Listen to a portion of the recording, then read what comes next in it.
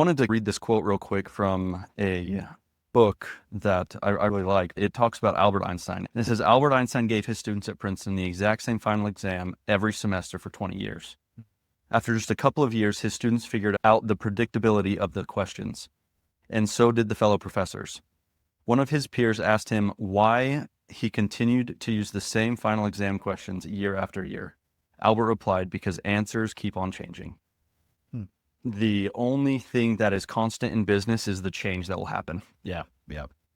So with that, I kind of want to ask, what are the major changes that you've seen in your business over the last 3, 4, 5 years that if you had not kind of veered off and gone a different way, how would that have affected you? And then what kind of changes did you guys make to grow? So the biggest change, my first year, I've been doing this 3 years. My first year was all face-to-face in-home sales. On a Monday, I would call all my leads, all my clients, and book an appointment to go to their house the next day or the next couple days.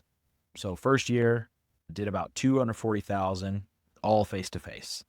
Now year two, I had great momentum. I did about, January did like 40,000, February 30, 40,000, and then March 30, 40,000. I was on track to have a record year for myself, all face-to-face. But the few agents that I had at the time weren't grasping the in-home sale, and the shift for insurance sales was over the phone. So it was something we were kind of opposed to at the time. When something's working, like, don't change anything, right? So if we're going face-to-face and I'm selling 20, 30, 40,000 a month, we're good. We don't need to change. But long-term vision was, in order to scale, local lead flow isn't always there. The lead types we were running were kind of going away as the market shifted.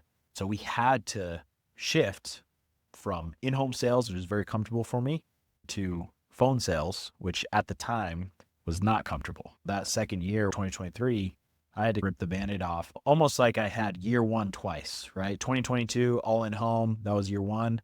2023 was all over the phone. So it's like two different things. I basically had to change in that way and then go through, there was a big dip in production during that summer of that second year because we didn't know how to do phone sales, right?